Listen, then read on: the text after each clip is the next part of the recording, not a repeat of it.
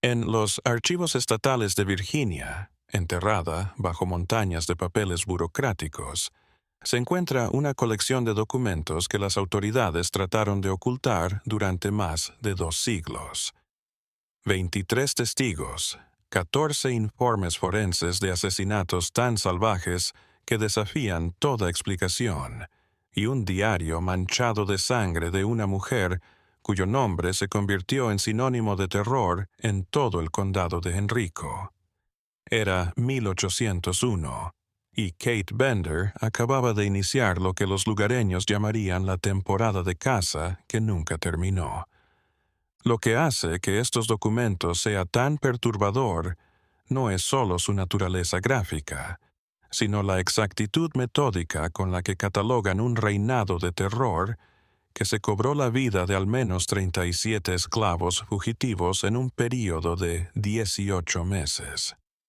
Lo más aterrador es lo cerca que estuvieron estas atrocidades de perderse en la historia. Lo que estás a punto de escuchar ha sido recopilado de aquellos archivos sellados, de historias de sobrevivientes y de testimonios judiciales que revelan un retrato de maldad tan sistemática y cruel que desafía todo lo que pensábamos saber sobre el ferrocarril subterráneo. Richmond, Virginia, en 1801, era una ciudad peligrosamente equilibrada en el filo de la revuelta.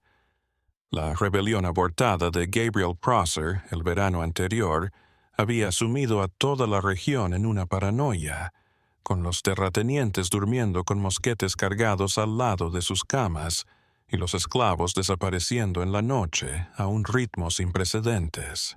Es en este ambiente de temor y sospecha que Kate Bender emerge de las sombras a la notoriedad.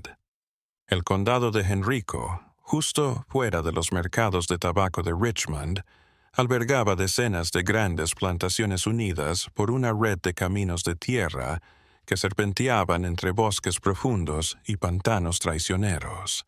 La región se había convertido en una importante ruta para los esclavos fugitivos que buscaban alcanzar las tierras libres de Pensilvania, y los conductores del ferrocarril subterráneo habían establecido rutas clandestinas a través del mismo desierto que pronto sería el coto de caza de Kate Bender. Kate Bender no era una mujer fácil de olvidar. Con casi 1,80 metros de altura, hombros más anchos que la mayoría de los hombres y brazos más parecidos a troncos de árboles que a extremidades humanas, era una presencia que exigía respeto en cualquier lugar en el que se encontrara. Sus manos, dirían después quienes la conocieron, eran tan grandes que podía romper nueces entre los dedos y doblar herraduras de hierro sin esfuerzo, pero eran sus ojos lo que más perturbaba a quienes la veían. Eran ojos grises que parecían ver a través de la gente, no en ella, como si estuviera calculando algo que los demás no podían ver. Nacida como Catherine Elizabeth Hartwell en 1765, en una familia arrendataria miserable de Piamonte, Virginia, Kate aprendió rápidamente que la supervivencia exigía fuerza y brutalidad. Pasó su infancia trabajando en los campos de tabaco y bajo la amenaza permanente de desalojo, lo que la endureció y la llevó a desarrollar una visión del mundo basada en la violencia y la lucha. Ya como adulta, Kate se había hecho una reputación por resolver conflictos a golpes y someter a hombres adultos con su sola presencia física. En 1789 se casó con Thomas Bender, un capataz de plantación conocido por su brutalidad en todo el condado de Henrico. Apenas alcanzaba el 1,73 m, pero su crueldad con los esclavos que tenía a su cargo llegó a horrorizar a otros capataces. Portaba un látigo de cuero tachonado de metal y disfrutaba inventando torturas mentales que destrozaban mentes como el castigo físico destrozaba cuerpos. Kate, en lugar de estar disgustada por el comportamiento sádico de su esposo, lo encontraba fascinante, A menudo lo observaba en secreto mientras él llevaba a cabo sus sesiones disciplinarias. La casa de la plantación Bender se erguía sobre 80 hectáreas de tierra de tabaco de primera, con el río Chickahominy al norte y bosques de pino al sur. Thomas llegó a controlar a casi 40 esclavos a los que gobernaba con terror, en parte con castigos en lugares públicos, separaciones familiares deliberadas y un sistema de espionaje de esclavo contra esclavo. Mientras tanto, Kate gobernaba la casa con mano de hierro, tratando a los esclavos domésticos con tal crueldad que algunos se suicidaron antes que seguir soportando sus maltratos cotidianos.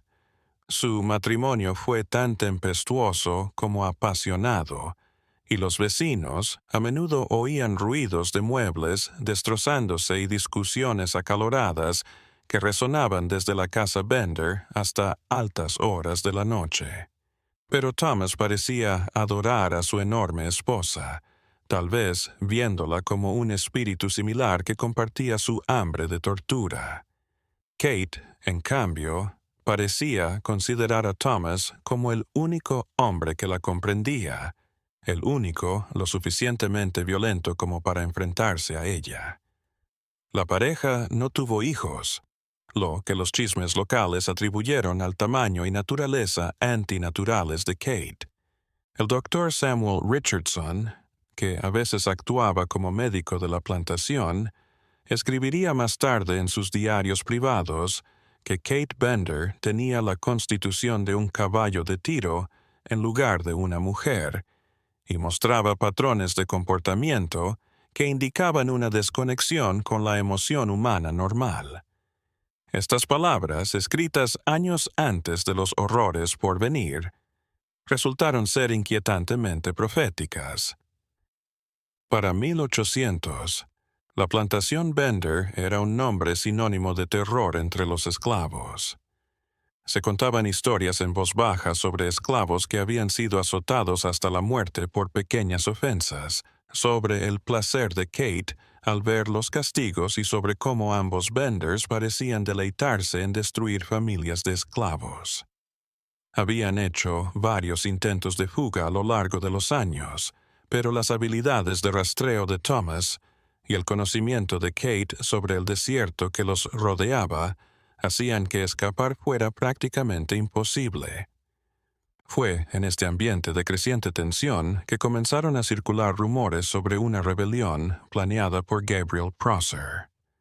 Como uno de los capataces más veteranos del condado, Thomas Bender fue llamado para ayudar a organizar la respuesta a cualquier rebelión que pudiera surgir. Se puso manos a la obra con su entusiasmo habitual, organizando patrullas, interrogando a sospechosos de conspiración y elaborando planes para sofocar la rebelión antes de que pudiera propagarse. Kate observó estos preparativos con creciente fascinación. Siguió a Thomas en algunas patrullas nocturnas, su imponente forma deslizándose por la oscuridad con una agilidad inesperada mientras buscaban signos de reuniones de esclavos o armas ocultas. Estas salidas despertaron algo en Kate que había estado latente. Un instinto depredador que pronto encontraría una forma mucho más oscura de manifestarse.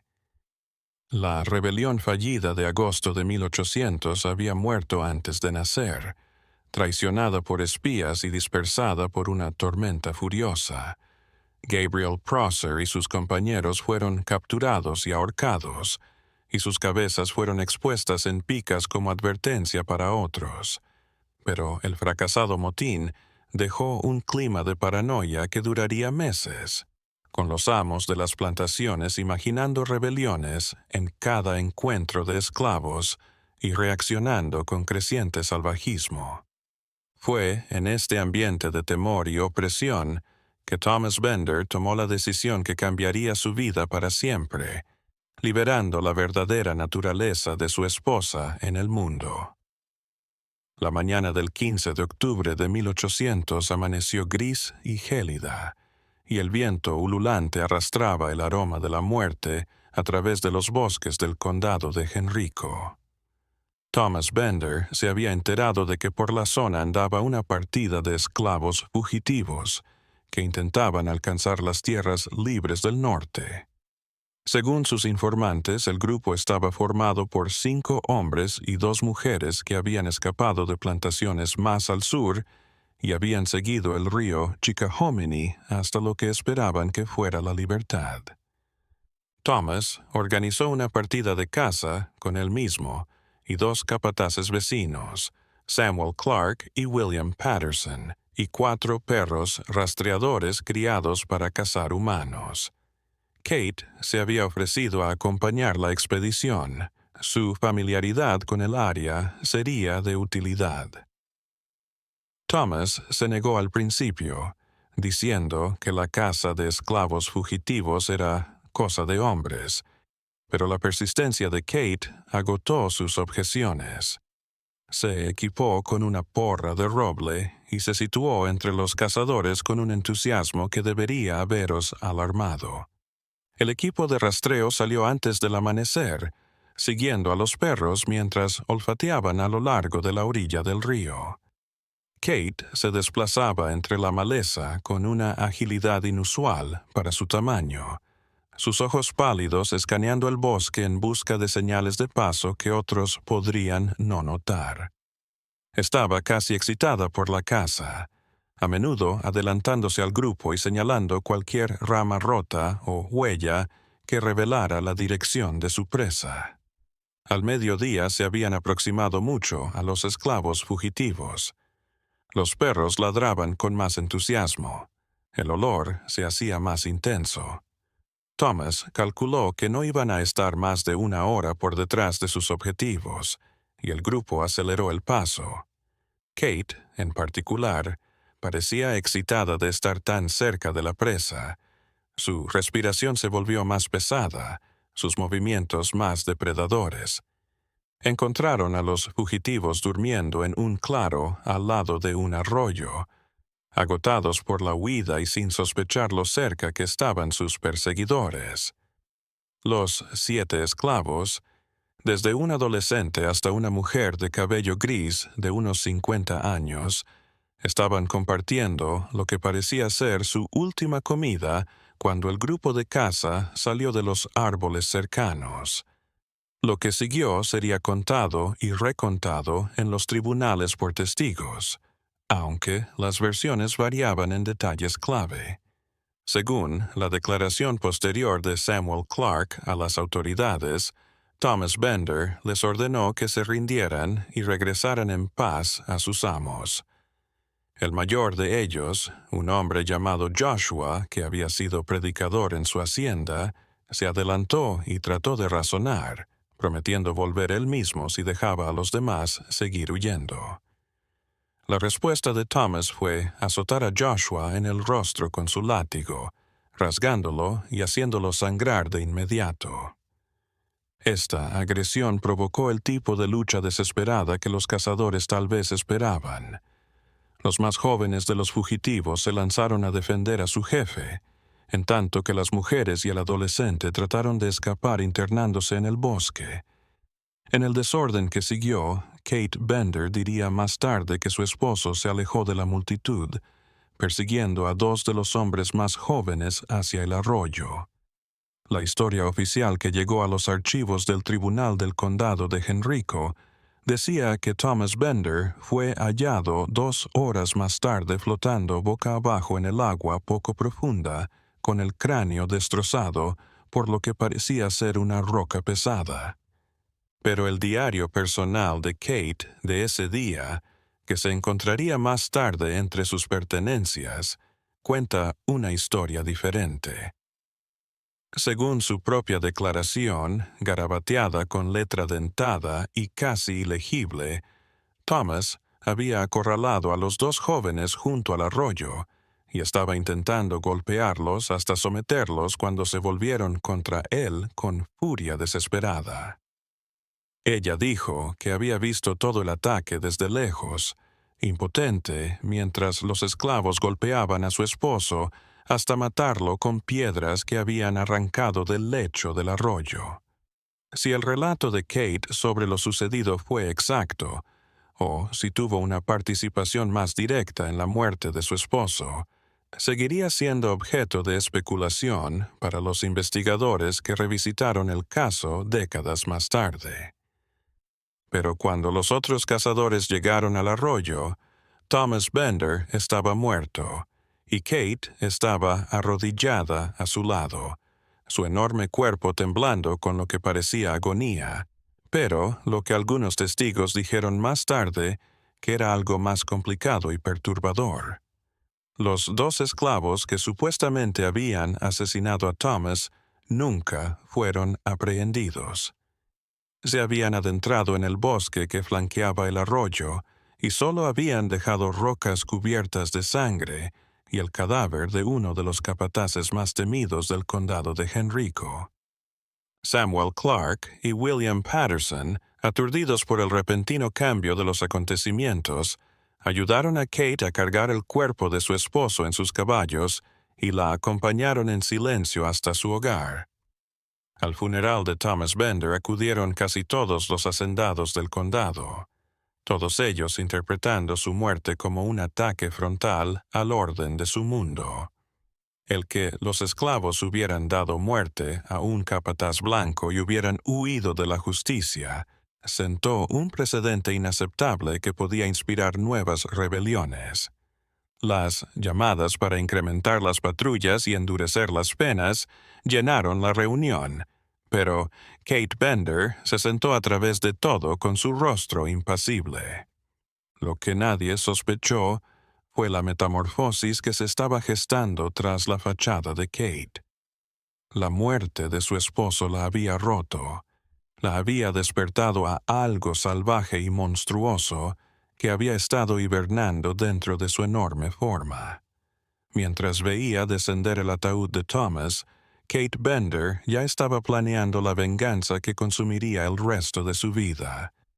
El doctor Richardson, quien asistió al funeral como médico de la familia, escribiría más tarde que el comportamiento de Kate en el funeral le pareció perturbador. No lloró. No habló. Parecía medir a los otros dolientes con la misma mirada calculadora que una vez había reservado para las sesiones disciplinarias de su marido. Cuando los vecinos vinieron a presentar sus condolencias, ella respondió con monosílabos, con la voz tan plana y desapasionada que más de uno diría, después que se había sentido escalofriado al oírla. Las semanas posteriores al funeral de Thomas vieron a Kate retirarse de la interacción social. Despidió a casi todos los trabajadores de la plantación, dejando solo a los necesarios para las tareas básicas, y comenzó a pasar cada vez más tiempo sola en los bosques que rodeaban su finca. Los vecinos que la sorprendieron en sus excursiones solitarias contaron que parecía medir el terreno con una intensidad extraña, como si se grabara en la memoria cada árbol, arroyo y camino de casa con algún fin oculto. Para diciembre de 1800, Kate Bender había desaparecido de la vista. La casa de la plantación, una vez un centro de eficiencia cruel bajo el mando de Thomas, ahora era una casa oscura y silenciosa que los lugareños evitaban a toda costa. Los comerciantes del pueblo se percataron de que Kate compraba cosas extrañas, cuerdas largas, trampas de metal de las que se usan para cazar animales grandes, herramientas de propósito desconocido.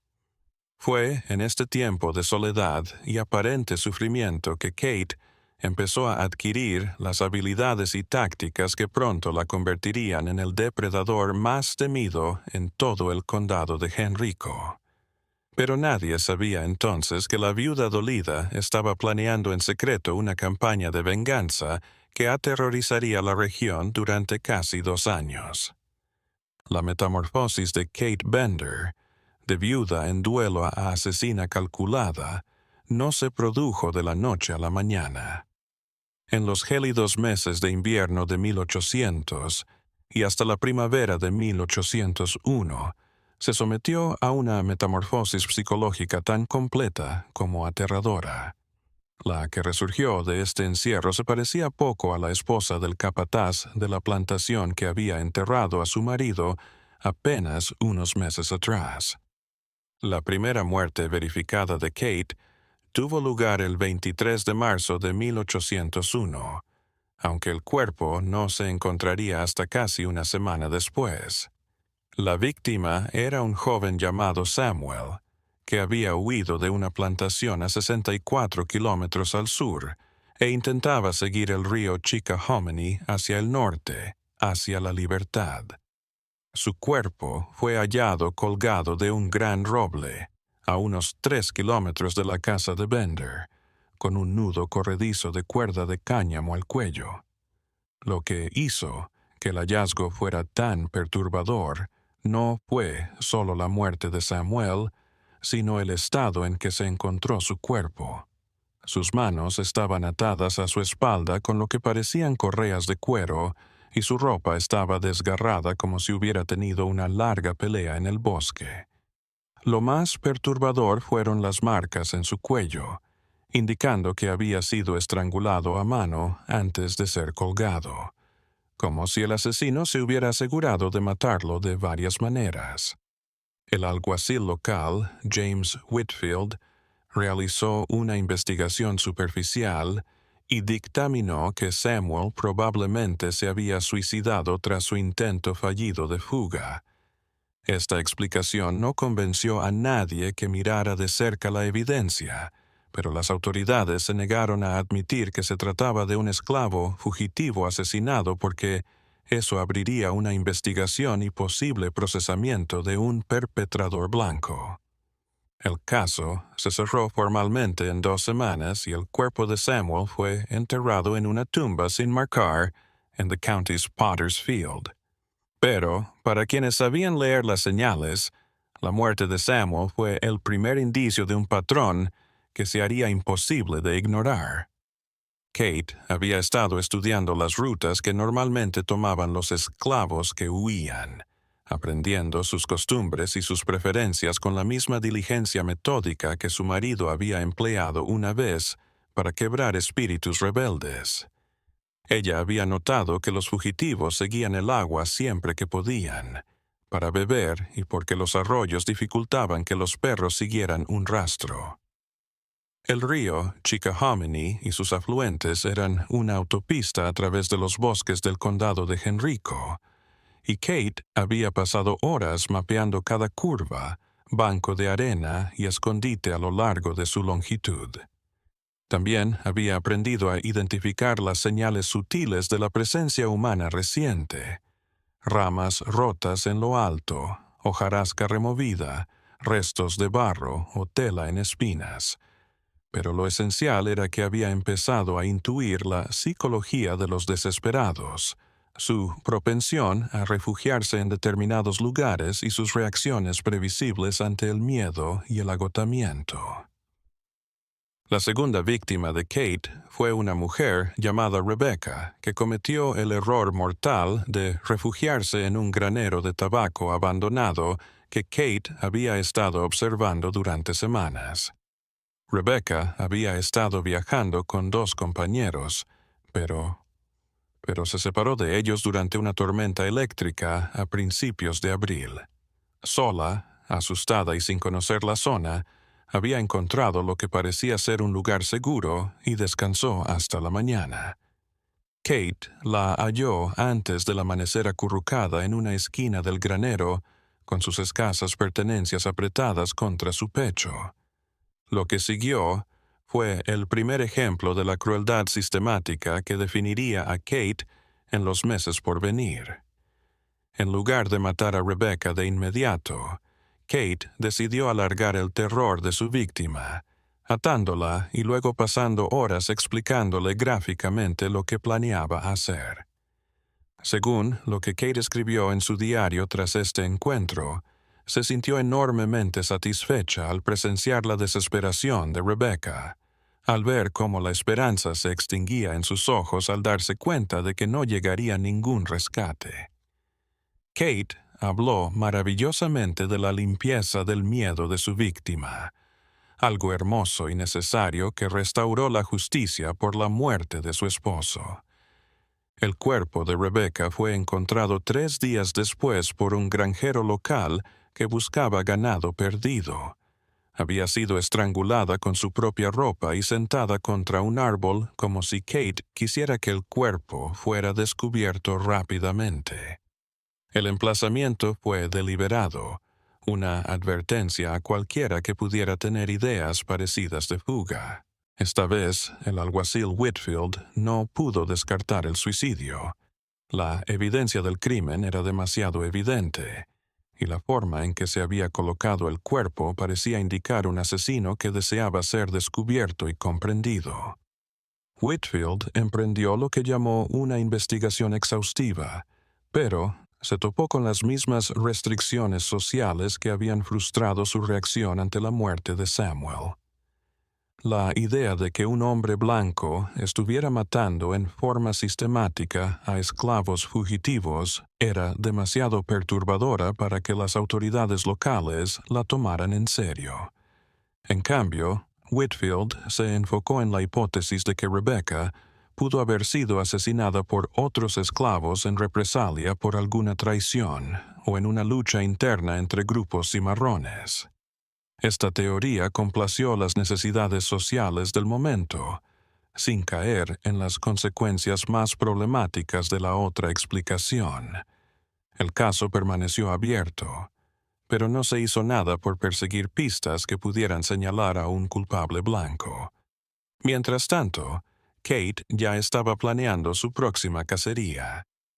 La muerte de Rebecca le había enseñado mucho sobre la logística del asesinato, sobre la elección de lugares aislados, sobre la eliminación de pruebas, sobre la satisfacción del control absoluto, sobre los últimos momentos de alguien. Había reconocido en sí misma una crueldad que superaba la de su difunto marido, y encontró esto emocionante, revelador. La primavera y principios del verano de 1801 fueron testigos de un aumento en la frecuencia y ferocidad de los ataques de Kate. Su tercera víctima fue un joven llamado Marcus, que había huido de una plantación en el vecino condado de Chesterfield. Kate lo siguió durante 3 días por el bosque, espiando sus movimientos y aprendiendo sus costumbres antes de acorralarlo cerca de un arroyo donde se detuvo a beber. Marcus fue la primera oportunidad de Kate de medir sus habilidades físicas contra una víctima joven, fuerte y lo suficientemente desesperada como para luchar con verdadera ferocidad. La pelea se prolongó durante casi 20 minutos, y Marcus logró darle algunos golpes fuertes que la dejaron magullada y sangrando, pero su fuerza superior finalmente prevaleció y estranguló al chico con sus propias manos mientras lo inmovilizaba debajo de su cuerpo masivo. La satisfacción que Kate obtuvo de esta muerte fue diferente, más visceral, más animal, más completa. Se había probado a sí misma que podía derrotar incluso a un oponente fuerte y decidido solo con fuerza bruta, y eso la hizo sentir poderosa de una manera en la que nunca antes había estado. Sus diarios de este tiempo muestran una satisfacción casi sexual en la forma en que escribió sobre el momento en que Marcus dejó de luchar, sus ojos en blanco, su cuerpo rindiéndose bajo el suyo.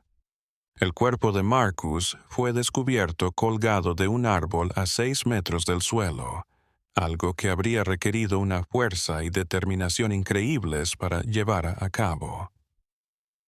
El mensaje era explícito para cualquiera que conociera los asesinatos anteriores. Un asesino poderoso y sistemático estaba cazando esclavos fugitivos en toda la zona y nadie estaba a salvo. A estas alturas, hasta las autoridades más ciegas se habían dado cuenta del patrón. 3 esclavos fugitivos habían sido asesinados en el lapso de 2 meses, todos en un área pequeña, todos mostrando signos de haber sido sometidos por alguien físicamente muy fuerte. El alguacil Whitfield, presionado por los hacendados que comenzaban a alarmarse por las muertes, Finalmente admitió que un asesino en serie estaba suelto en el condado de Henrico. Pero identificar el problema y solucionarlo eran dos cosas muy distintas. Kate se había vuelto experta en borrar sus huellas, tanto en sentido literal como figurado. Conocía el bosque como nadie en el condado. Podía atravesar la maleza sin dejar rastro y parecía adivinar dónde pasarían la noche los esclavos fugitivos y cuándo tendrían que detenerse a descansar. Pero sobre todo, Kate había aprendido a desenvolverse en el mundo social de su doble vida con maestría.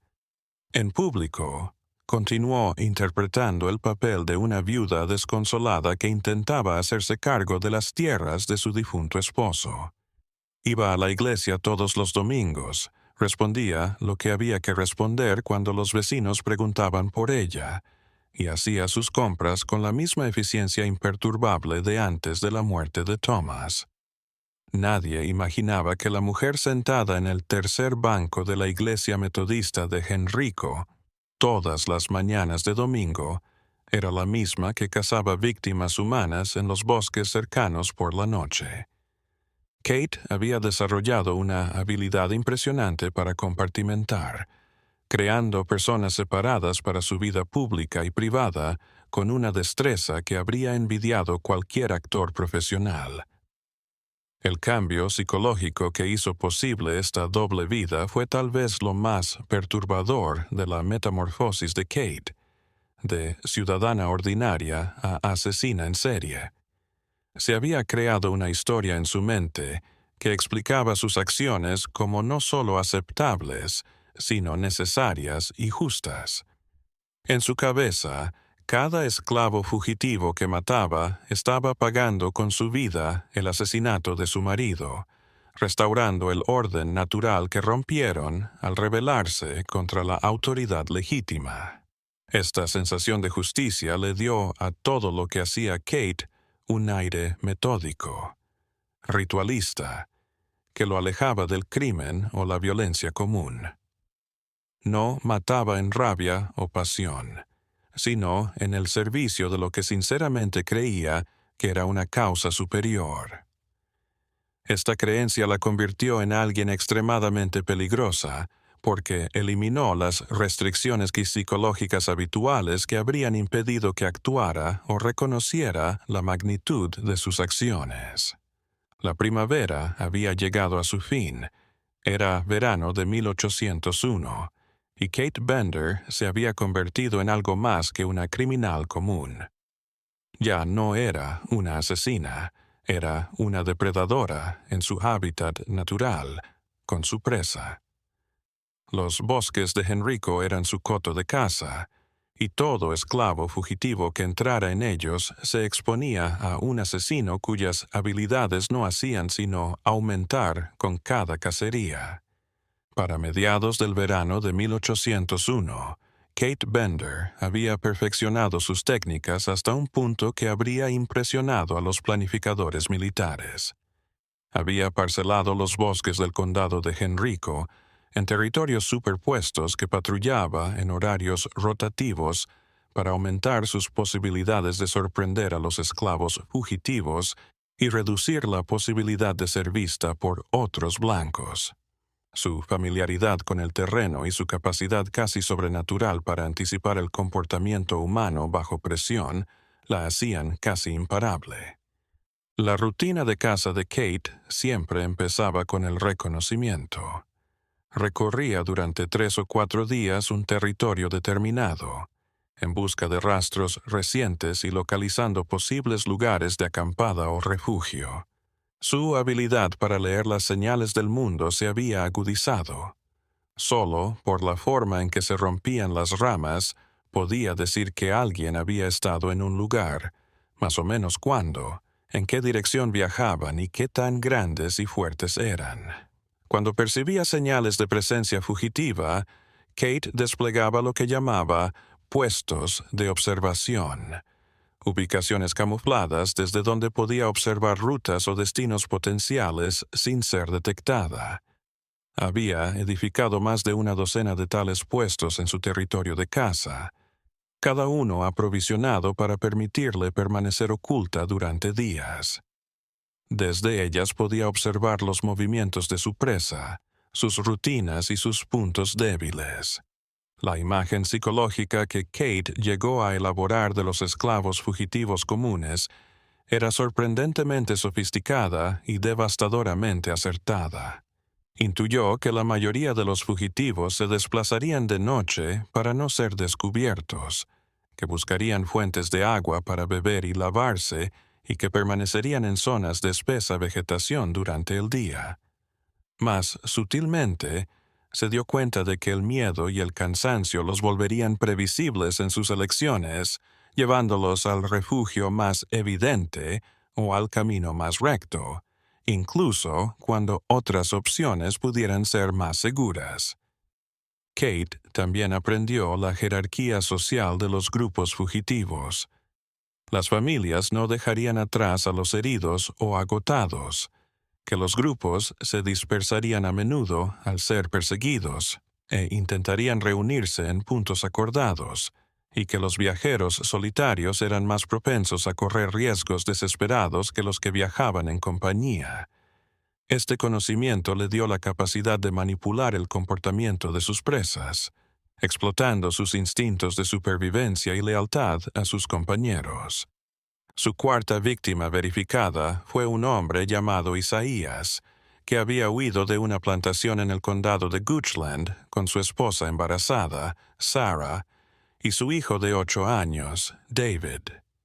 La familia había estado viajando durante casi una semana cuando Kate los vio por primera vez descansando al lado de un pequeño arroyo a unos 5 kilómetros de su casa.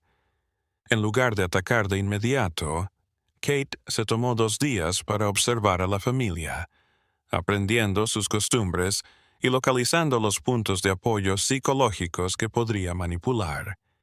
Lo que encontró fue que Isaías se ponía más desesperado a medida que avanzaba el embarazo de su esposa y viajar se hacía más difícil para ella. Sarah estaba teniendo dificultades que estaban retrasando su progreso, y el pequeño David mostraba signos de enfermedad que alarmaban a ambos progenitores. La familia estaba básicamente atrapada entre no poder seguir huyendo y saber que si se quedaban quietos demasiado tiempo, los volverían a capturar. El ataque de Kate a la familia mostró una sofisticación psicológica que fue escalofriante. En vez de atacarlos de frente, fue a por sus provisiones y refugios. Durante varias noches, les robó sus mantas, les contaminó su fuente de agua y les dejó señales de cazadores de esclavos que los obligaron a abandonar lugares seguros para acampar en posiciones más expuestas. La tortura psicológica de estas tácticas quebrantó la familia más eficazmente de lo que lo hubiera hecho la violencia física. Isaías se volvió más paranoico y agotado, tomando decisiones que pusieron en peligro a su familia. La salud de Sarah siguió empeorando, y David comenzó a desnutrirse. Cuando Kate finalmente se rebeló, la familia estaba demasiado débil y desmoralizada para resistirse. Las notas del diario de Kate sobre los últimos días de la familia son para leer con la piel de gallina, incluso 2 siglos después.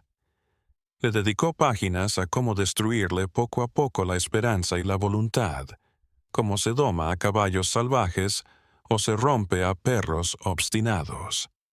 Parecía considerar su sufrimiento no como algo cruel o injusto, sino como una consecuencia lógica y merecida por rebelarse contra el orden social.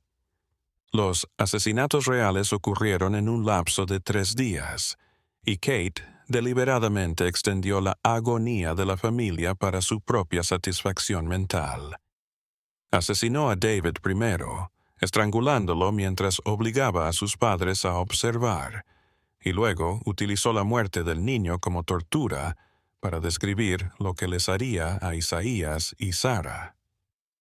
Las entradas del diario indican que Kate se complació en las súplicas de Sarah por la vida de su hijo, por nacer como evidencia de la debilidad inherente que hizo que los esclavos fueran indignos de la libertad.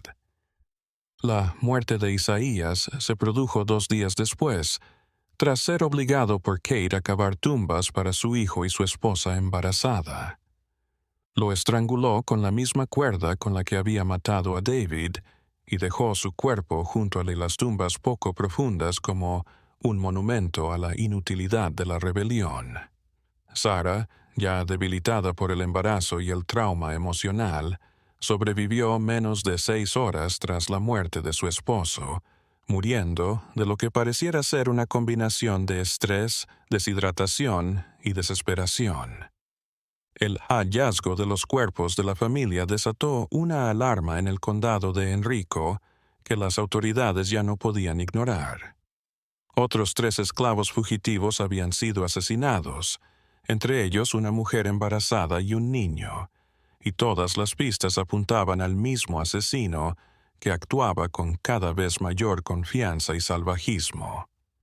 Los amos de las plantaciones de toda la zona fueron exigiendo a las autoridades locales que hicieran algo, y los esclavos hablaban en voz baja del demonio blanco que rondaba por los bosques entre Virginia y la Libertad. El alguacil Whitfield, dándose cuenta de que su trabajo podría depender de la captura del asesino, finalmente ordenó lo que llamó una investigación completa de los asesinatos. Realizó batidas para rastrear los bosques donde se habían descubierto los cadáveres. Interrogó a posibles testigos y hasta ofreció una pequeña recompensa por cualquier información que condujera al asesino. Pero sus esfuerzos se vieron frustrados por todo lo que Kate había aprovechado al orquestar su campaña. En primer lugar, la investigación se vio obstaculizada por las mismas actitudes sociales que habían impedido que la policía tomara en serio los asesinatos en primer lugar. La mayoría de los blancos del condado de Henrico consideraban a los esclavos fugitivos como delincuentes que se habían buscado su suerte. No había simpatía por las víctimas y menos aún ganas de gastar mucho dinero en atrapar a su asesino. Muchos blancos aprobaron en silencio las ejecuciones como un merecido castigo para los esclavos que habían osado buscar la libertad. Segundo, la elección de Kate de su coto de caza había sido genial. Los bosques en los que trabajaba eran extensos, densos y conocidos por pocos además de ella. Las búsquedas podían durar semanas y no encontrar ni una décima parte de lo que Kate conocía de memoria: escondites, caminos, puntos de referencia. Su habilidad para espiar posibles búsquedas mientras permanecía invisible le permitía escapar a la detección incluso cuando se acercaban bastante a ella. Y lo mejor de todo es que nadie imaginaba que una mujer fuera capaz de cometer asesinatos que exigían tanta fuerza bruta y tanta ferocidad. La idea de que el asesino debía ser un hombre le quitó a Kate de en medio antes de que comenzara la investigación, dejándola libre para seguir actuando bajo un manto de invisibilidad social casi impenetrable. Kate estaba bien consciente de estos beneficios, y sus diarios de este tiempo muestran una creciente seguridad en que podía continuar matando sin sufrir serias repercusiones. Ahora consideraba que los asesinatos no eran una campaña de venganza pasajera, sino una vocación de por vida que le daba sentido a su vida. La metamorfosis de viuda desconsolada en asesina en serie estaba completa. Kate Bender había encontrado su vocación. El fin del verano y principios del otoño de 1801 fueron testigos de un aumento en el cronograma de asesinatos de Kate, lo que reflejaba su creciente confianza y su creciente necesidad psicológica de la satisfacción del asesinato. Entre sus víctimas en este tiempo se encontraban un herrero fugitivo de Richmond llamado Abraham, 2 hermanos gemelos fugitivos de una plantación en el condado de Charles City y una anciana llamada Ruth que viajaba sola hacia lo que esperaba que fuera un santuario con negros libres en Pensilvania. Cada asesinato fue una muestra de los ajustes de Kate en técnica y psicología. Había aprendido a alargar la agonía psicológica que precedía a la muerte, refinando formas de tormento mental que podían resultar más eficaces que la tortura física para doblegar la resistencia de la víctima. También había empezado a coleccionar trofeos de cada asesinato: prendas de vestir, objetos personales, partes del cuerpo que conservaba como trofeos de sus hazañas. La pila de trofeos, guardada en un sótano secreto debajo de su casa, llegó a ocupar cada vez más la mente de Kate. Se pasaba horas ordenando y reordenando los objetos, reconstruyendo cada asesinato a través de las posesiones finales de la víctima. Las páginas del diario que narran estas sesiones revelan una mente que había cruzado para siempre a un reino de pura maldad. Para octubre de 1801, Kate Bender había asesinado al menos a 12 esclavos fugitivos, y el demonio del bosque se había convertido en un rumor extendido por todo el ferrocarril subterráneo. Los conductores comenzaron a avisar a posibles fugitivos de los peligros anormales del condado de Henrico, y algunas carreteras fueron cambiadas para siempre para esquivar la zona. Pero para Kate, esto no fue un retroceso, sino un nuevo desafío. Empezó a ampliar su territorio de caza, a perseguir posibles víctimas más allá de su territorio y a crear nuevas formas de hallar presas en lugares desconocidos. La caza que comenzó con la muerte de su esposo no había terminado, y Kate Bender apenas comenzaba a darse cuenta de todo lo que era capaz de hacer.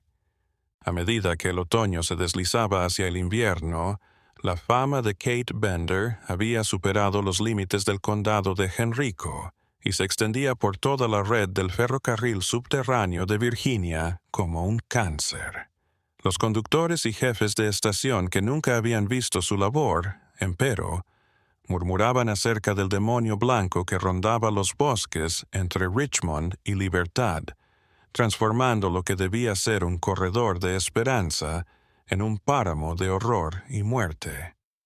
El daño psicológico de la campaña de Kate fue mucho mayor que su número de víctimas. Por cada esclavo que mataba en fuga, decenas más quedaban paralizados por el terror, renunciando a fugarse o tomando caminos más largos y peligrosos, que con frecuencia resultaban igualmente mortales. La red del ferrocarril subterráneo que se había ido tejiendo en el centro de Virginia se paralizó, pues a los conductores les resultaba imposible persuadir a los fugitivos de que los peligros de la fuga eran soportables. Kate captó esta parte guerrera de su labor y la desarrolló conscientemente con una puesta en escena cada vez más teatral de los cadáveres de sus víctimas. Había empezado a colocar cadáveres en posiciones capaces de causar el mayor impacto psicológico en quien los encontrara, montando escenas que atormentarían a sus descubridores durante años. Los cuerpos colgados de los árboles se transformaron en su marca, pero alteró los detalles para que la gente no se insensibilizara ante el horror. Su víctima número 13, una joven llamada Charity, que había huido de una plantación cercana a Petersburg, fue hallada colgada boca abajo de un gigantesco roble, con la garganta cortada tan salvajemente que su cabeza casi se desprendió del cuerpo. La colocación exigió una fuerza sobrehumana, pero también reveló una crueldad teatral mucho más allá del asesinato. Kate quería que quien encontrara el cuerpo de Charity supiera que se enfrentaba a algo más que a la maldad humana. El efecto fue exactamente el que Kate había esperado. La noticia de la muerte de Charity se propagó entre los esclavos como fuego salvaje, cada relato más exagerado que el anterior sobre los poderes sobrenaturales y la fuerza sobrehumana del asesino.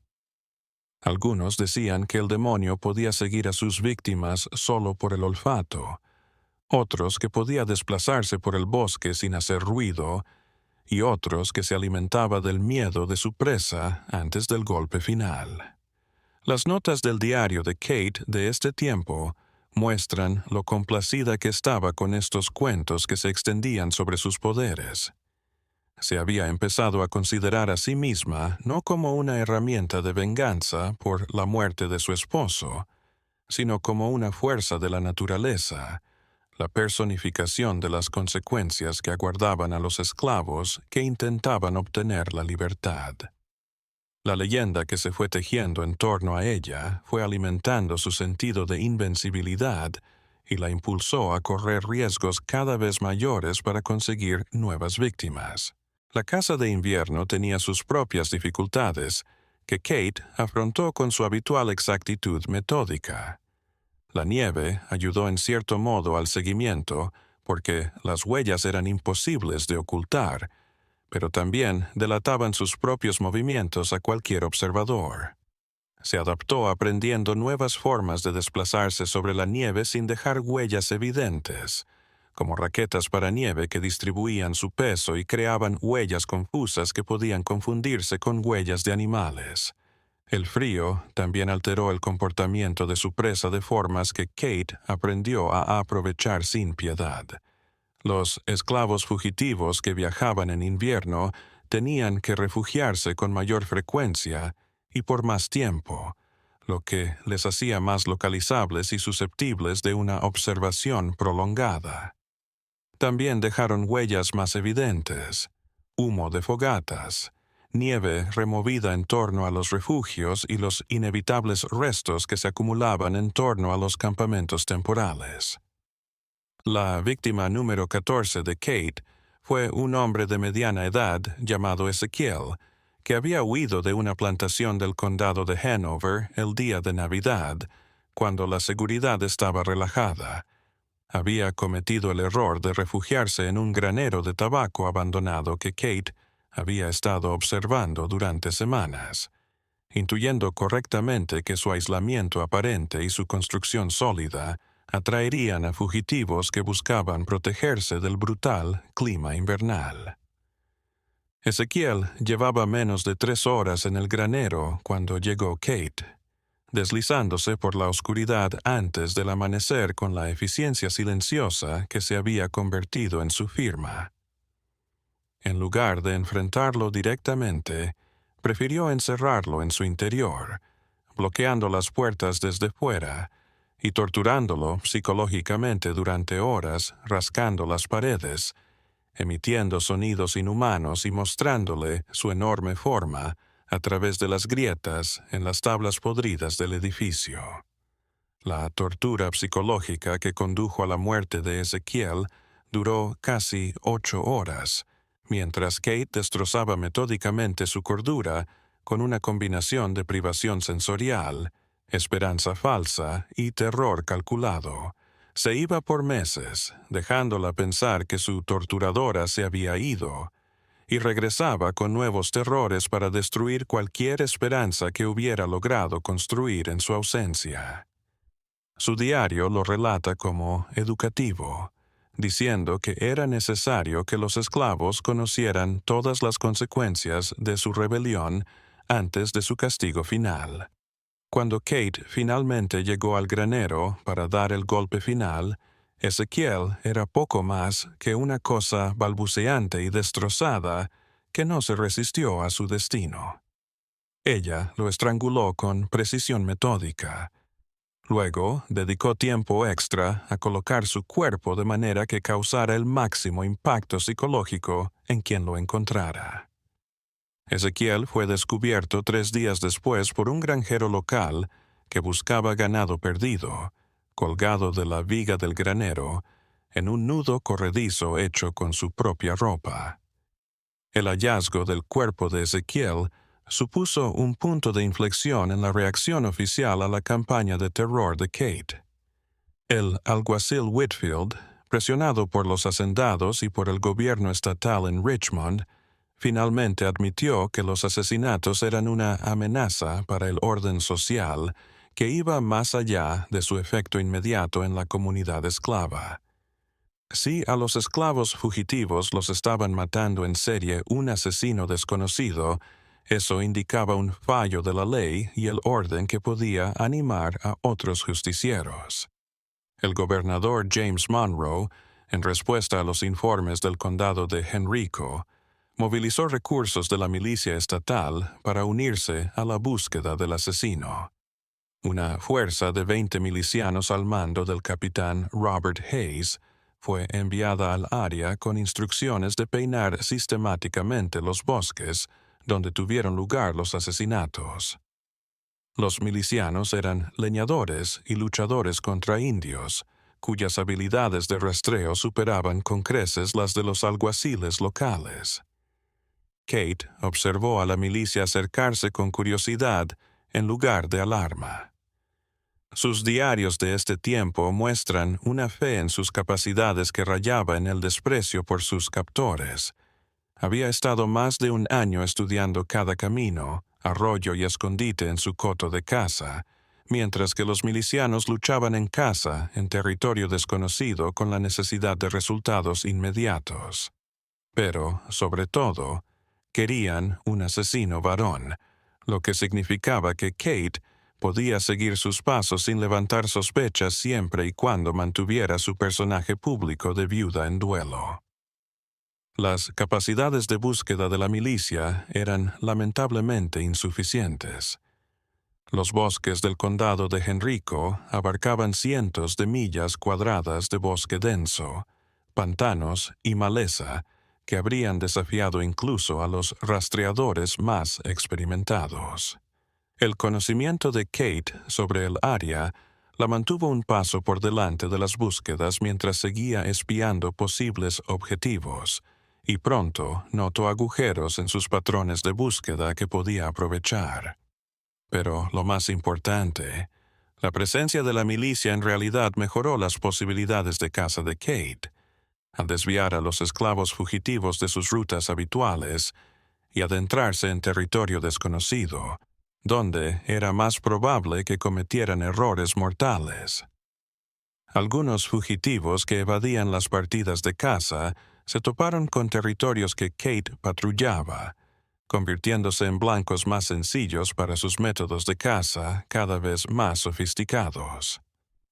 Su víctima número 15 fue una adolescente llamada Patience, que se había separado de un grupo mayor que huía de las patrullas de la milicia.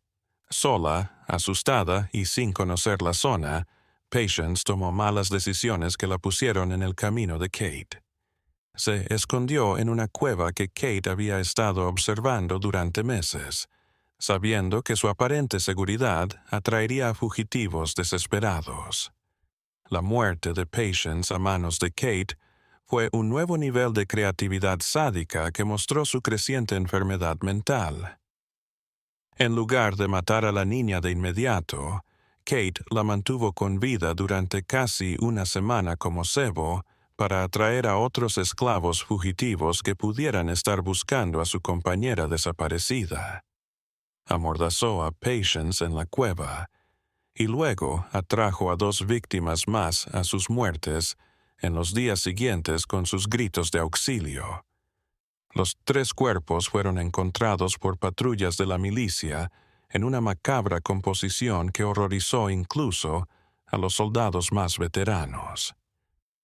Kate los había colocado de manera que pareciera que habían muerto defendiéndose entre sí, pero las señales de tortura prolongada y la forma en que se había escenificado la escena no dejaban ninguna duda de que habían sido asesinados por alguien cuya crueldad superaba la maldad humana común. El capitán Hayes informó al gobernador Monroe que la escena mostraba una depravación que hacía cuestionable la humanidad del asesino. El fracaso de la milicia para atrapar o siquiera identificar al asesino tras 6 semanas de búsqueda intensiva llevó a la retirada de la milicia del condado de Henrico en febrero de 1802. El capitán Hayes confesó en privado al gobernador Monroe que sus hombres estaban luchando en desventaja contra alguien que conocía el terreno mejor que ellos y que tenía habilidades de rastreo superiores a las suyas. Sugirió que podría ser necesario otro tipo de enfoque, tal vez rastreadores civiles locales que conocieran mejor el terreno. Pero para Kate Bender, dejar la milicia fue una victoria decisiva que afirmó su creciente sentido de invencibilidad. No solo había seguido matando mientras buscaba, sino que había usado su presencia para volver más efectiva su caza. El efecto psicológico de la victoria no hizo sino confirmarla en su visión de sí misma como algo más que humana. Un depredador tan afinado a su entorno que las fuerzas del orden regulares no podrían esperar capturarla. La primavera de 1802 trajo una nueva ola de intentos de fuga, ya que el clima más cálido facilitó el viaje y la presencia temporal de patrullas de la milicia dio la impresión de que el asesino había sido capturado o ahuyentado. Kate observó este pico estacional de actividad fugitiva con satisfacción depredadora, sabiendo que el miedo acumulado y el folclore que rodeaban lo que hacía habían creado exactamente el estado mental que necesitaba para optimizar su caza. Las narraciones que se contaban entre los esclavos a veces se habían transformado en un folclore muy elaborado, que solo vagamente se asemejaba a la realidad, pero que sirvió a Kate para construir un aura de terror sobrenatural que paralizó la toma de decisiones racional. Algunos decían que el demonio tomaba la forma que quisiera, otros que podía estar en varios lugares a la vez, otros que se alimentaba del miedo de su víctima antes del golpe mortal. Kate alimentó estas supersticiones con una escenificación cada vez más elaborada de escenas de asesinato, que incluían accesorios para dar la impresión de poderes sobrenaturales. Había empezado a colocar cuerpos en formaciones de tipo ritualista, dejando atrás artefactos y símbolos sin significado aparente, pero que parecían significantes para aquellos desesperados por entender lo que estaban presenciando. Su 16ª víctima, un herrero llamado Daniel, que había huido de una plantación en el condado de New Kent, fue hallado crucificado en un gigantesco roble con clavos de ferrocarril en sus manos y pies. La crucifixión fue una escena que necesitó planificación y preparación dignas de una artista de la muerte, en la que Kate pasó de ser una asesina oportunista a una artista metódica de la muerte. Había pasado semanas reuniendo los materiales, estudiando los patrones de viaje de Daniel y preparando la escena del crimen para causar el máximo terror psicológico. El simbolismo religioso se eligió para dar la idea de que el asesino consideraba a los esclavos fugitivos no como criminales, sino como pecadores que merecían el castigo de Dios. La muerte de Daniel desencadenó lo que Kate llamó en privado su fase teológica, llenando sus escenas de asesinato de imágenes religiosas cada vez más elaboradas. Sus diarios de este período revelan un conjunto de creencias que mezclaban el cristianismo distorsionado, la ideología racial y la venganza personal en una cosmovisión unificada que justificaba casi cualquier atrocidad contra sus víctimas designadas. Según la perversa teología de Kate, la esclavitud era el orden de Dios para la sociedad humana, con los blancos como amos designados por Dios sobre razas inferiores creadas para el trabajo en el campo. Los esclavos fugitivos no eran solo criminales, sino rebeldes contra el orden de Dios que merecían un castigo mayor que la muerte. Al asesinarlos en formas cada vez más elaboradas y simbólicas, Kate se sentía una agente de la justicia divina, vengando la muerte de su esposo. Este marco teológico le dio a Kate un sentido de justa causa que la hizo más peligrosa que el sadismo por sí solo. Ya no se consideraba a sí misma una criminal o vigilante, sino una guerrera santa en una misión sagrada que requería trascender el asco humano habitual por causar daño. Los asesinatos se transformaron en rituales sagrados en su mente. Cada víctima era un sacrificio necesario para restablecer el equilibrio cósmico que había sido perturbado por la rebelión de los esclavos. La víctima número 17 de Kate, una mujer llamada Miriam, que había huido con sus 2 hijas pequeñas, protagonizó un drama religioso de casi 2 semanas. Kate siguió a la familia hasta un búnker en un pantano, y luego pasó días estudiándolos y aprendiendo sobre su relación antes de comenzar la tortura psicológica que conduciría a sus asesinatos. En lugar de ir tras la familia, Kate iba dejando símbolos religiosos y versículos bíblicos en lugares donde sus víctimas los encontraban. Los mensajes tomados del Antiguo Testamento hablaban del castigo divino, del castigo por rebelión, y estaban orientados a generar un clima de terror sobrenatural que quebrantara la resistencia psicológica de la familia. La campaña de guerra psicológica fue devastadora. Miriam, agotada y paranoica tras semanas en fuga, empezó a ver las pistas dejadas por Kate como señales de disgusto divino por su intento de fuga. Se convenció de que Dios la castigaba por pecar al buscar la libertad, y esto la paralizó para pensar con claridad en cómo protegerse a sí misma y a sus hijos. Las notas del diario de Kate sobre el colapso mental de Miriam muestran un conocimiento sofisticado de la psicología religiosa y su uso manipulador.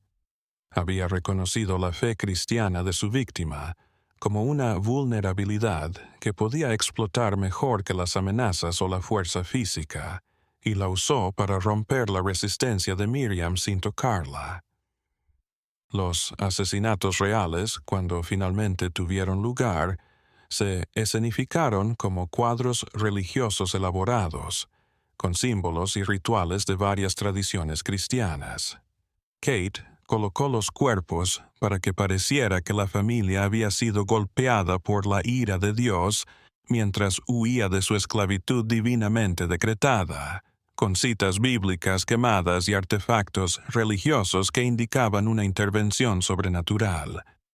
El descubrimiento de Miriam y sus hijas desató un nuevo reino de terror entre los esclavos, uno que superó todo lo que Kate había hecho antes. La representación religiosa de los asesinatos dio a entender que el asesino tenía fuerza y sabiduría sobrenaturales y que Dios lo autorizaba a matar. Los esclavos que antes habían considerado la fuga arriesgada pero posible, empezaron a considerarla literalmente maldita, un pecado tan grave que atraería el castigo divino sobre los fugitivos y sobre cualquiera que los ayudara.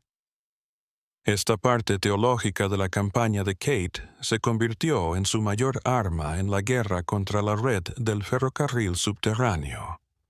A los conductores les resultaba cada vez más difícil convencer a los posibles fugitivos de que los peligros eran aceptables cuando el asesino parecía tener tanto inteligencia humana como sanción divina.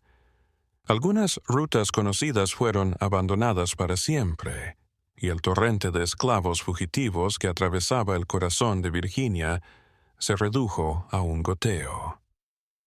La víctima número 18 de Kate fue un joven llamado Joseph, que había huido solo de una plantación en el condado de Powhatan. Su asesinato fue la prueba de la madurez de las técnicas de Kate, de simple asesinato a guerra psicológica y espiritual.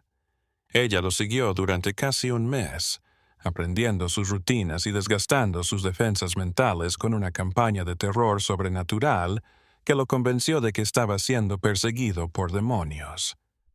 La tortura mental que había sufrido Joseph antes de morir había sido tan completa que cuando Kate finalmente se reveló, el chico estaba agradecido por el contacto humano, incluso si la identificaba como su asesina. El diario de Kate relata su alivio al saber que su torturadora era humana y no una entidad sobrenatural, y su satisfacción al destruir esta última esperanza, al revelar que era una agente de la venganza divina enviada a castigar su rebelión contra el orden de Dios. El cuerpo de Joseph fue hallado en una posición crucificada similar a la de Daniel, pero con simbolismo religioso adicional que indicaba justificaciones teológicas cada vez más elaboradas para los asesinatos.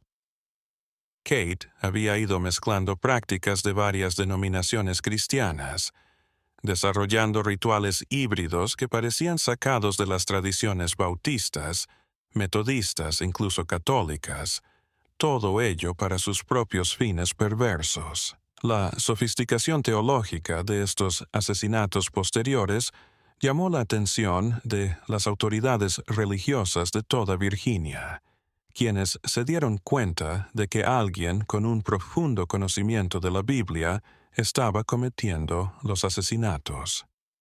Algunos ministros influyentes trataron de intervenir con sermones que denunciaban la violencia justiciera y exhortaban a la caridad cristiana aun con los esclavos fugitivos.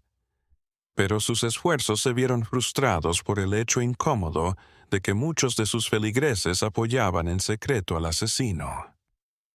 El reverendo Samuel Crawford de la Iglesia Metodista de Henrico, a la que Kate asistía regularmente, escribiría más tarde que había comenzado a sospechar que el asesino podría estar en su propia congregación.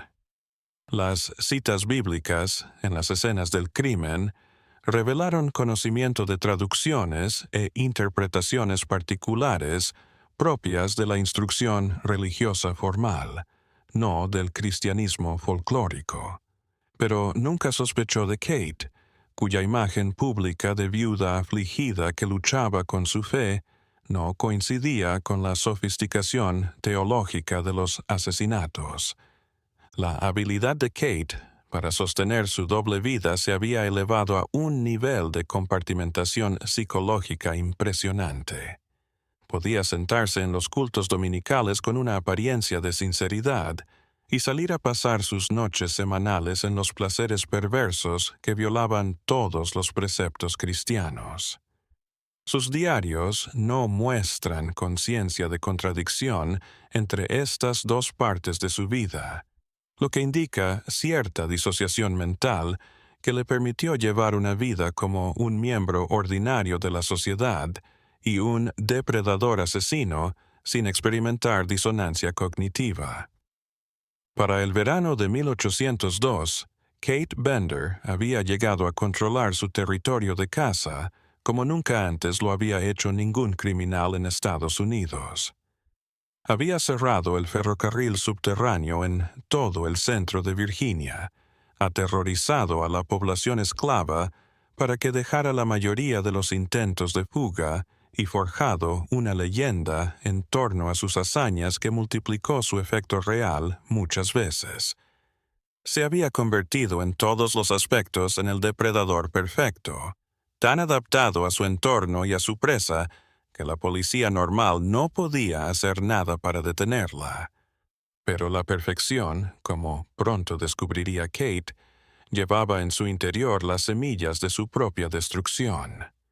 Su propio éxito había allanado el camino para su caída, aunque no de la manera que podría haber esperado. El fin del verano de 1802 trajo un acontecimiento inesperado que cambiaría para siempre la naturaleza de la campaña de caza de Kate. Un grupo de negros libres de Filadelfia, encabezado por un antiguo esclavo que había huido de Virginia 15 años atrás, llamado Augustus Freeman, había estado siguiendo con creciente alarma las noticias de los asesinatos en serie. Freeman, ahora un hombre de negocios exitoso y parte del movimiento abolicionista de Filadelfia, se dio cuenta de que el asesino en Henrico County era una amenaza que iba más allá de las preocupaciones locales. Freeman había estado en contacto con los conductores del ferrocarril subterráneo en todo el Atlántico Medio, y se dio cuenta de que la campaña de Kate estaba sofocando una de las principales rutas de escape entre el sur profundo y la libertad. Más de 30 asesinatos verificados habían tenido lugar en 18 meses, y había más desapariciones que indicaban que el número real de víctimas podía ser mucho mayor. El efecto psicológico de los asesinatos se había extendido más allá de Virginia, disuadiendo los intentos de fuga en todas las Carolinas y Georgia. Colaborando con líderes del ferrocarril subterráneo, incluida Harriet Tubman, quien había guiado a muchos grupos a través de territorios peligrosos sin perder a nadie, Freeman ideó un plan para cazar al asesino utilizando tácticas que la policía no había podido dominar. El plan exigía una búsqueda organizada, utilizando tanto las habilidades de rastreo de leñadores locales como las técnicas de recopilación de inteligencia que habían tenido éxito en otras operaciones del ferrocarril subterráneo. Freeman reunió a un equipo de 8 hombres, todos esclavos fugitivos o negros libres experimentados en operaciones encubiertas. El equipo contaba con rastreadores capaces de leer rastros que escapaban a los buscadores blancos, espías que podían moverse entre las comunidades esclavas sin levantar sospechas y veteranos de combate con las habilidades tácticas para enfrentarse a un asesino que ya había demostrado astucia y fuerzas sobrenaturales. El equipo llegó al condado de Henrico a principios de septiembre, disfrazados de trabajadores itinerantes en busca de trabajo en las cosechas de tabaco. Su llegada pasó desapercibida para los blancos locales, que estaban acostumbrados a ver negros itinerantes como parte de la fuerza laboral estacional. Pero entre los esclavos corrió la voz de que habían llegado unas personas especiales a negociar con el demonio, que aterrorizó la zona durante casi 2 años. La investigación de Freeman inició con un análisis de las escenas del crimen que nadie más veía. Los rastreadores del equipo, ayudados por esclavos locales que habían tenido demasiado miedo de cooperar con las autoridades blancas, comenzaron a armar un mapa detallado del territorio del asesino y sus patrones de movimiento. Lo que emergió fue la imagen de alguien con un conocimiento casi sobrenatural del área local y un método de selección de víctimas que parecía una planificación militar. El mayor avance del equipo investigador llegó cuando se dieron cuenta de que todos los lugares de los asesinatos se localizaban en un área más o menos circular centrada en la abandonada plantación Bender. Los esclavos locales habían evitado dar esta información a las autoridades blancas por temor a que los culparan de los asesinatos, pero se lo contaron gustosamente al equipo de Freeman una vez que se dieron cuenta de que había llegado gente experimentada para resolver el caso. Freeman vigiló la casa de los Bender en persona, empleando técnicas que había aprendido durante su propia fuga 15 años atrás para espiar la casa sin ser descubierto. Lo que encontró fue que la supuesta plantación abandonada mostraba signos sutiles de ocupación reciente. Humo de fogatas bien ocultas, caminos cubiertos de maleza pero claramente transitados y suministros que indicaban que alguien estaba utilizando la propiedad como base de operaciones. Pero lo más importante, Freeman vio a Kate una noche mientras se preparaba para una cacería. Observó desde la distancia cómo abandonaba la casa aparentemente vacía, cargando cuerdas e instrumentos metálicos de propósito desconocido, y desaparecía en el bosque con una discreción y determinación que no dejaban dudas de que era la asesina que buscaban. El descubrimiento de que los asesinatos estaban siendo llevados a cabo por una mujer blanca dejó a Freeman y su equipo casi incrédulos, desafiando todas sus suposiciones sobre el asesino. Esperaban un cazador de recompensas renegado, o tal vez un hombre blanco loco, pero la idea de que una viuda de plantación estuviera detrás de tal brutalidad sistemática les hizo cuestionar todo lo que creían saber sobre la situación. Freeman pasó 3 noches más espiando a Kate, registrando sus movimientos y analizando sus tácticas con la precisión de un oficial de inteligencia militar. Lo que encontró fue que Kate se había convertido en algo que él nunca había conocido en sus propios años de fuga de la esclavitud. Una rastreadora y asesina de presas humanas con más experiencia de lo que él jamás había visto. Se desplazaba por el bosque con la eficacia silenciosa de un depredador, rastreando caminos invisibles para el ojo común y con una paciencia y tenacidad que la hacían imparable. Pero Freeman también vio fallas en el estilo de Kate que alguien con suficiente conocimiento podría aprovechar. Su propio éxito la había vuelto demasiado confiada y había desarrollado patrones que hacían sus acciones predecibles para los ojos atentos. Pero, sobre todo, su obsesión por los esclavos fugitivos la había cegado ante la idea de que ella misma podría ser la presa en lugar de la cazadora. El plan de Freeman para deshacerse de Kate exigió una sincronización y una sofisticación táctica que habrían hecho pensar en la vasta experiencia de su equipo en operaciones encubiertas. En vez de enfrentarse a ella en su territorio, donde estarían en desventaja, le aplicarían sus propias armas, convirtiéndose en los cazadores en un juego mortal donde ella era la presa. El plan exigía que el equipo de Freeman escenificara un falso intento de fuga que atrajera a Kate a perseguir un objetivo aparentemente vulnerable. Uno de sus hombres, un joven llamado Samuel, que encajaba con el perfil de las víctimas de Kate, seguiría las mismas rutas que habían tomado fugitivos anteriores, dejando pistas para llamar la atención de Kate y atraerla hasta una trampa preparada. La parte psicológica del plan fue igualmente crucial.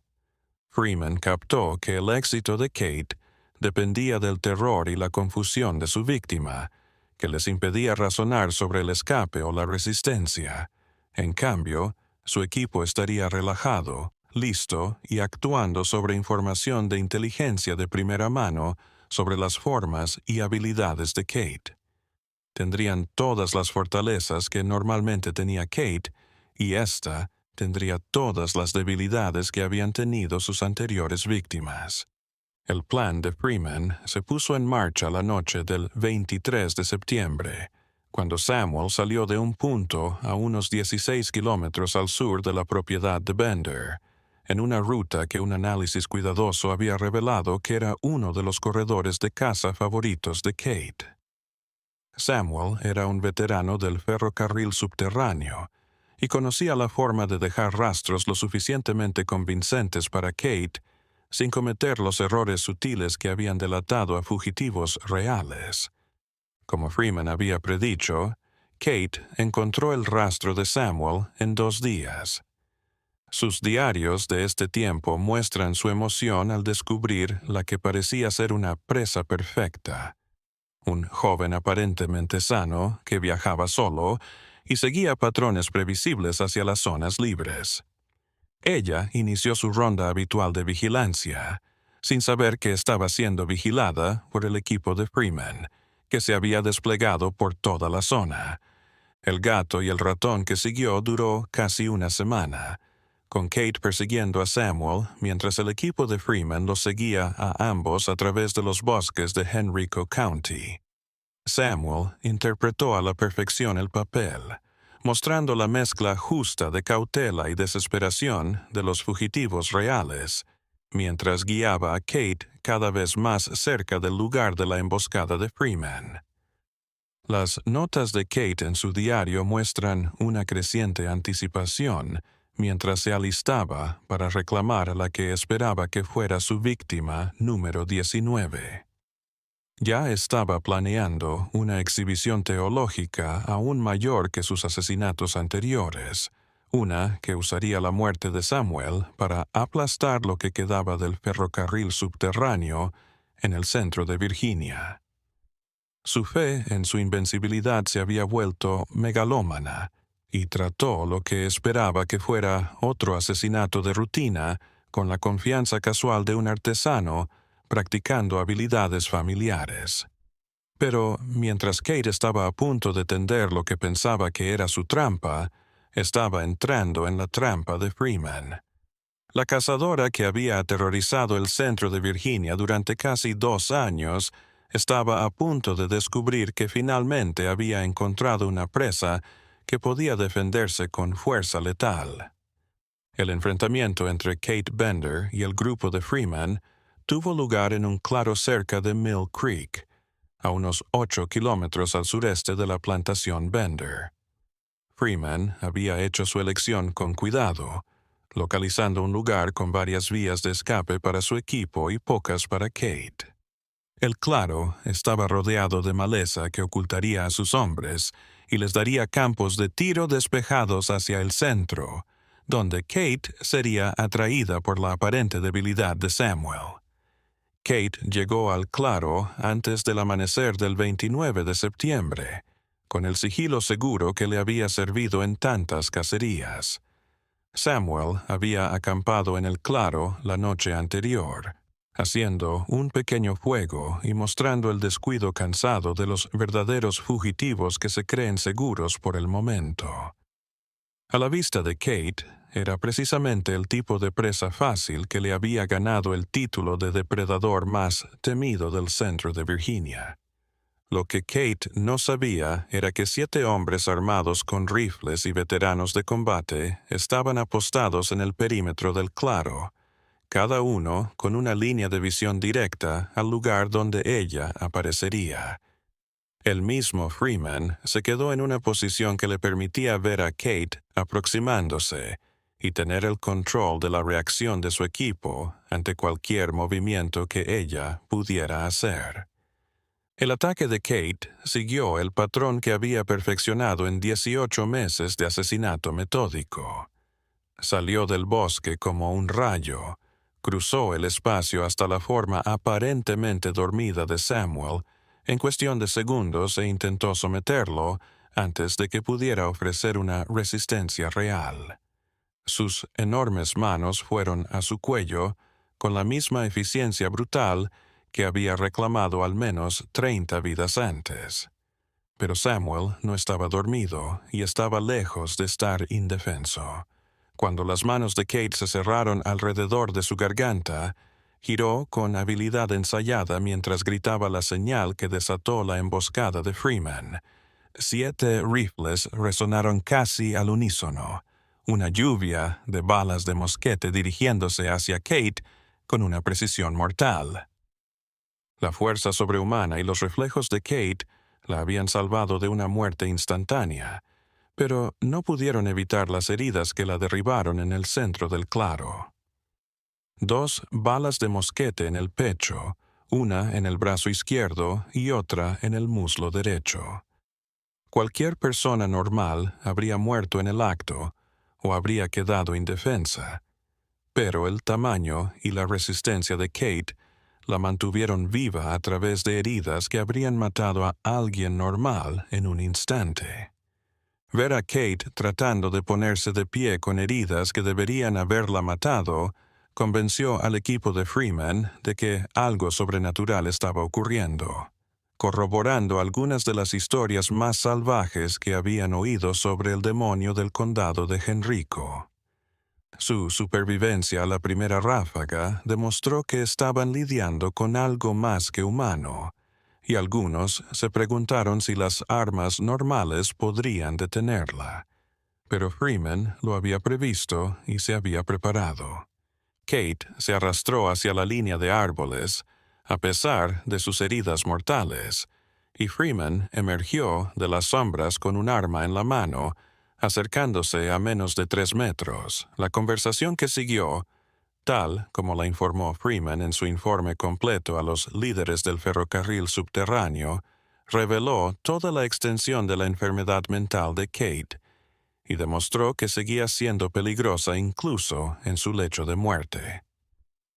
Las primeras palabras de Kate, ahogándose en sangre mientras intentaba respirar con los pulmones perforados, no fueron súplicas de piedad o arrepentimiento, sino amenazas de venganza divina sobre cualquiera que se atreviera a oponerse a su misión sagrada. Se declaró instrumento de la voluntad de Dios para castigar a los esclavos rebeldes a su esclavitud divinamente establecida y prometió que su muerte no haría sino estimular a otros a proseguir su obra santa. La respuesta de Freeman fue calmada, metódica, como si estuviera interrogando en una sala de audiencias en lugar de tener una discusión emocional. Se identificó como un agente de la red del ferrocarril subterráneo y le dijo a Kate que su reinado de terror había llegado a su fin de una vez por todas. Luego empezó a interrogarla sobre sus métodos, sus motivaciones, la ubicación de la evidencia que pudiera identificar a otras víctimas cuyos restos aún no habían sido encontrados. Las respuestas de Kate, dadas con la confianza engreída de alguien que se consideraba más allá del alcance de la justicia, llenaron a Freeman de detalles sobre asesinatos nunca denunciados. Se atribuyó asesinatos que habían sido atribuidos a otras causas, detalló métodos de caza que mostraban el alcance de sus acciones y lamentó no poder continuar lo que consideraba un trabajo necesario y justo debido a su muerte. El interrogatorio se prolongó durante casi media hora, y el estado de Kate se deterioró a pesar de su increíble constitución. La pérdida de sangre por todas partes estaba pasando factura. Su respiración se volvió más y más difícil a medida que sus pulmones destrozados intentaban trabajar. Pero su mente permaneció intacta hasta el final y siguió dictando información con la precisión de alguien que habla de asuntos de negocios de rutina. Las últimas palabras de Kate, cuando su respiración se volvió demasiado superficial para hablar más, eran una descripción de la colección de trofeos oculta debajo de su casa de plantación. Le dio instrucciones precisas al sótano secreto, en el que había guardado trofeos de cada asesinato, como si quisiera asegurarse de que sus hazañas fueran reconocidas y recordadas. Su última palabra cuerda fue de satisfacción por haber vengado la muerte de su esposo, asesinando a muchos más esclavos de los que participaron en su muerte. El equipo de Freeman pasó el resto del día buscando en la plantación Bender y recuperando evidencia que revelaba la extensión completa de las operaciones de Kate. El sótano secreto albergaba una colección de posesiones, trozos de ropa y restos humanos de al menos 43 víctimas separadas, más del doble de las que se habían atribuido al llamado fantasma del asesino. Cada pieza fue catalogada y etiquetada, lo que indica que Kate llevaba registros meticulosos de sus asesinatos con la misma precisión metódica con la que cazaba. El hallazgo del diario de Kate dio las pistas más perturbadoras sobre su transformación de viuda en duelo a asesina en serie. Las notas mostraron una mente que había pasado por varias etapas de racionalización y autojustificación antes de llegar a un conjunto de creencias que representaban el asesinato en masa como necesario y santo. Las últimas entradas del diario, escritas apenas días antes de su muerte, detallaban planes para expandir su territorio de caza y reclutar a otros blancos para ayudarla en lo que consideraba una misión sagrada para erradicar la rebelión de esclavos en toda Virginia. El equipo de Freeman pasó 3 días más catalogando la evidencia y escribiendo informes detallados para los líderes del ferrocarril subterráneo y las autoridades comprensivas que pudieran asegurar que los crímenes de Kate recibieran la atención que merecían. También rastrearon el territorio de caza habitual de Kate, usando su diario para encontrar cuerpos más allá de lo que se había descubierto inicialmente. El número final de cuerpos llegó a 47 víctimas identificadas, haciendo de Kate Bender una de las asesinas en serie más prolíficas de la historia de Estados Unidos. Las víctimas tenían entre 8 y 63 años e incluían familias enteras y fugitivos solitarios. La forma sistemática de los asesinatos, su escenificación teológica y el evidente placer de Kate en la tortura psicológica que precedió a la muerte, situó sus crímenes en una categoría de maldad que desafió la comprensión humana de la época. El relato de Freeman sobre el caso de Kate Bender se difundió por las redes del ferrocarril subterráneo y los círculos abolicionistas, dando advertencias específicas sobre las tácticas que los cazadores de recompensas y los cazadores de esclavos podrían usar en contra de los esclavos fugitivos. El informe también proporcionó consejos tácticos para evadir la detección y defenderse de personas depredadoras que pudieran atacar en el futuro al ferrocarril subterráneo. Pero tal vez el mayor efecto de la muerte de Kate fue psicológico, no táctico. La derrota del demonio de Henrico County demostró que incluso los adversarios más temibles y sobrenaturales podían ser vencidos con planificación, habilidad y trabajo en equipo. El mito de la invencibilidad de Kate, que había interrumpido el ferrocarril subterráneo en todo el centro de Virginia, fue destrozado para siempre por la visión de su cuerpo muerto, a tiros en un claro del bosque. Kate Bender murió como había vivido, en la violencia. Su enorme cuerpo yacía inmóvil en el claro del bosque, las mismas manos que habían estrangulado a 47 personas inocentes ahora inertes en la tierra de Virginia. La mujer que había aterrorizado una región durante casi 2 años, que había detenido por sí sola el ferrocarril subterráneo en el centro de Virginia, estaba finalmente callada. El equipo de Freeman se movió rápidamente para deshacerse de los restos de Kate, sabiendo que dejar rastros de su participación traería complicaciones que ninguno de ellos podía costear. Enterraron su cuerpo en una tumba sin marcar en el bosque que había reclamado como su coto de caza, y juraron que nunca habría una lápida en la tumba del mayor asesino en serie de Virginia. La casa de la plantación Bender fue abandonada poco después, sus secretos oscuros enterrados bajo vegetación cubierta de maleza y muros en ruinas. Los lugareños se mantuvieron alejados de la casa, diciendo que estaba maldita, pero pocos sabían la extensión de los terrores que se habían planeado dentro de sus muros. En 10 años, el bosque había reclamado de nuevo los edificios, borrando los últimos vestigios físicos de Kate Bender. Los archivos policiales del caso eran escasos y deliberadamente ambiguos.